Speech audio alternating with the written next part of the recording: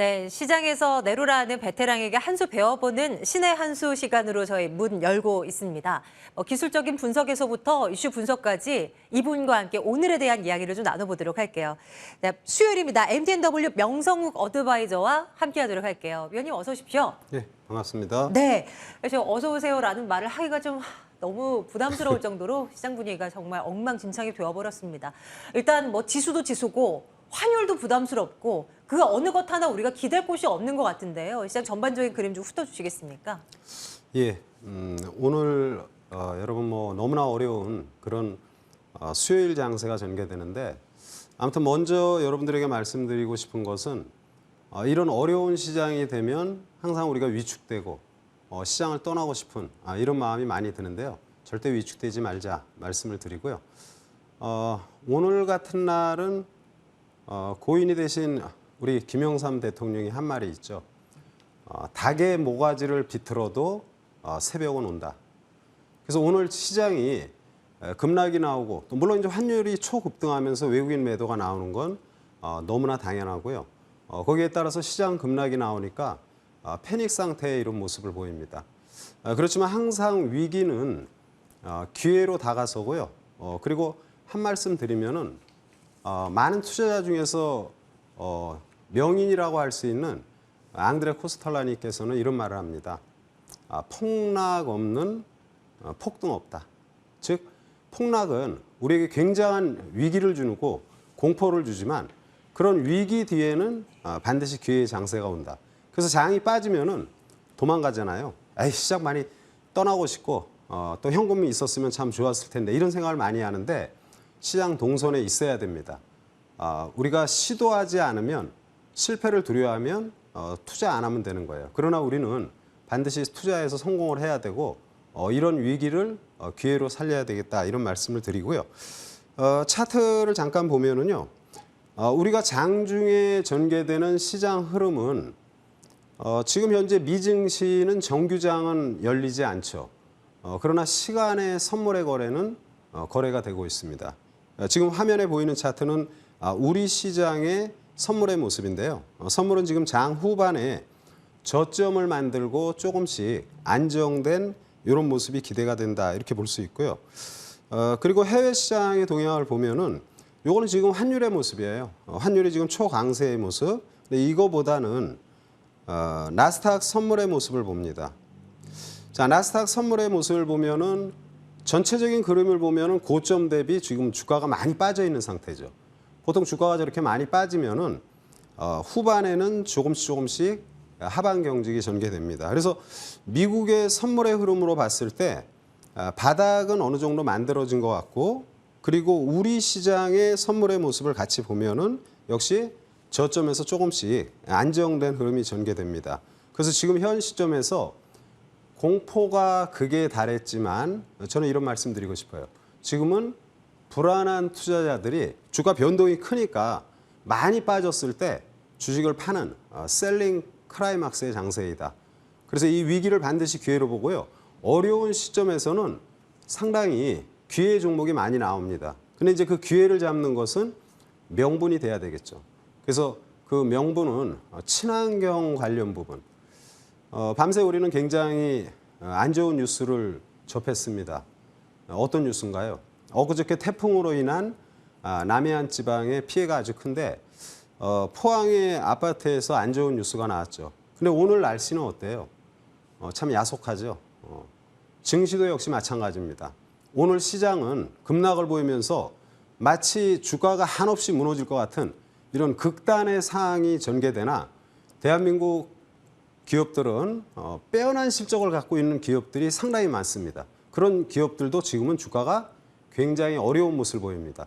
따라서 그런 종목군들은 여유 있게 지금 물량을 확보하는 전략으로 접근한다라면 아마 연휴 이후에는 좋은 수익이 나오지 않을까 이렇게 판단합니다. 너무 염려하지 말자 이런 말씀으로 시장에 대한 부분은 간략히 마치도록 하겠습니다. 네. 잠시 뒤에 종목에 대한 이야기는 조금 더 구체적으로 나눠보는 걸로 하고요. 그러면 코스피를 기준으로 했을 때 지금 추가 하락은 좀 제한적일 것이다 이렇게 보시는 건가요? 어떻습니까?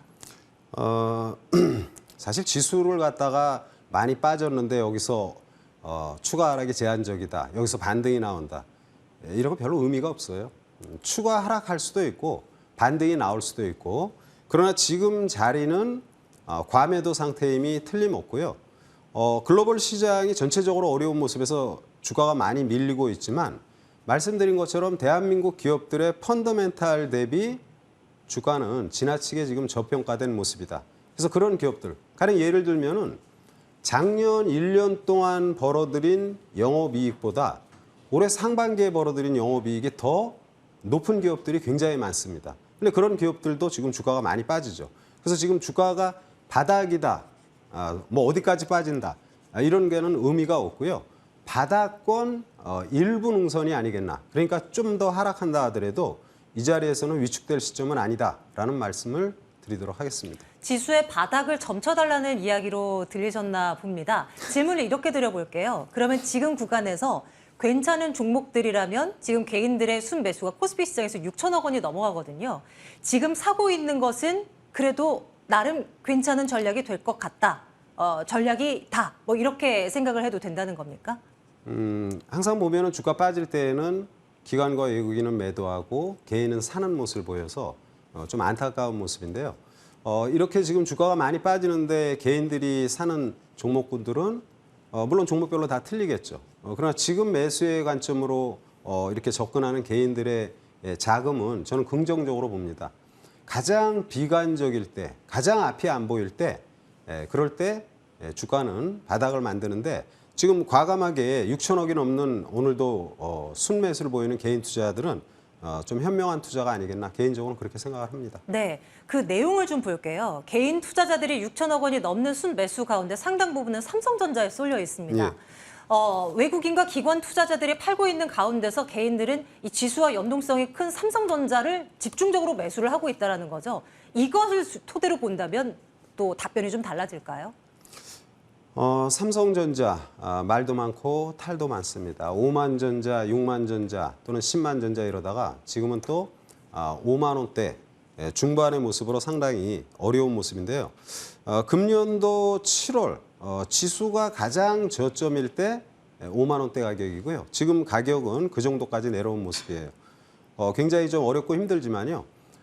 저는 이제 반도체를 비롯한 휴대폰 그리고 가전이라든지 이런 부분에 괄목할 만한 실적을 보이고 있는 삼성전자의 주가는 지금 이 자리에서는 뭐 외국인 기관이 팔던 사야 된다라는 그런 관점이고요. 가장 힘들고 어려울 때 바닥이 만들어지는 것입니다. 그래서 오늘 삼성전자는 주가가 지금 2% 안쪽의 조정의 모습을 보이고 있는데 매수하는 게 좋겠다라는 말씀이고요.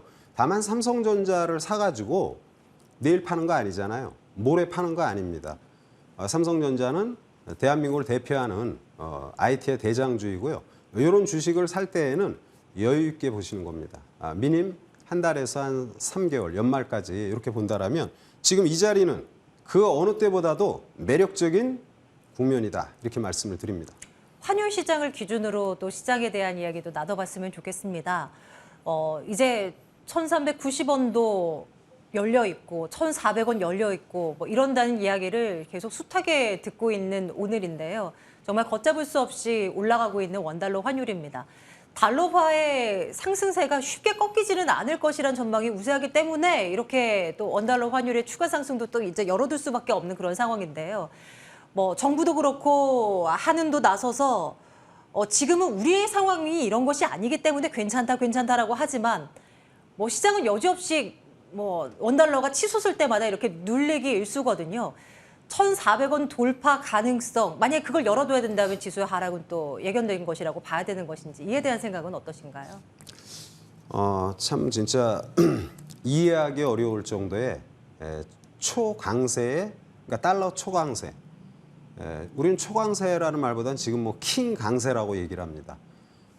상당히 지금 어려운 국면을 맞이하는데 6월에도 환율이 급등을 했어요. 6월 달에도 보면은 환율이 1,240원대에서 1,230원대에서 1,300원까지 올라가는 급등의 장세. 이때는 이제 외국인이 5조 5천억을 팔았고요. 지금도 역시 9월 들어서 환율이 초강세의 모습을 보입니다. 이 뭐 환율 강세는 당연하죠. 미국이 금리를 자이언트 스텝이니 뭐니 그러면서 3연속 이렇게 올리는 내용들. 요즘 보면은 여는 총재들의 발언들이 좀 납득이 안 갈 정도로 아주 뭐 초강경 발언을 합니다.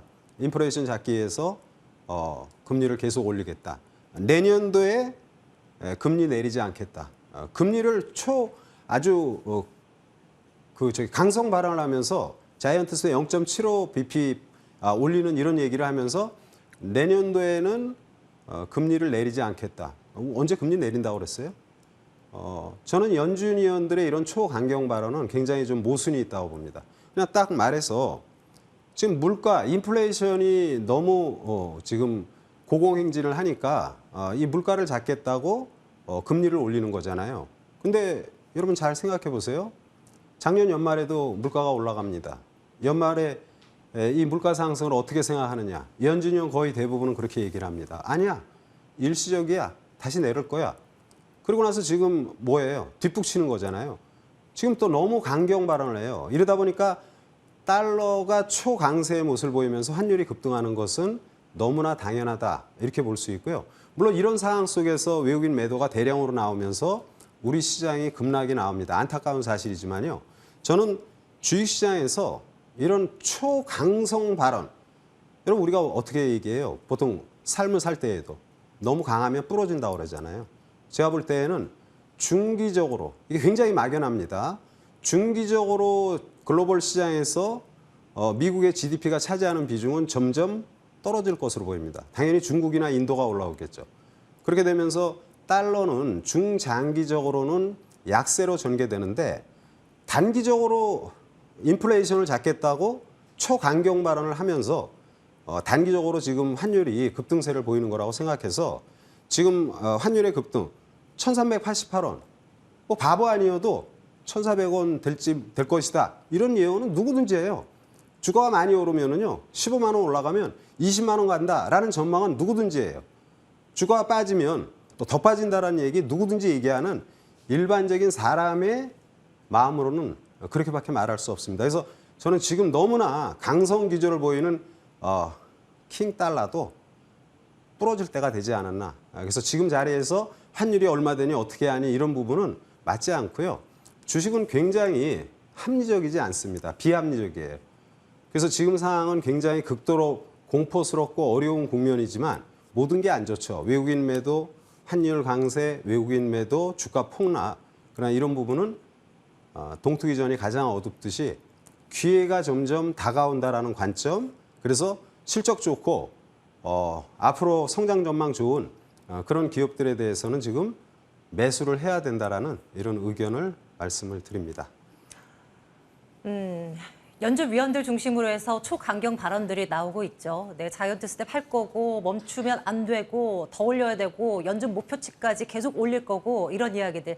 어찌 보면 시장에 이제 신호를 주기 위한 어떤 뭐 방책 아닌가 이런 생각을 또 한편으로는 또 하기도 합니다.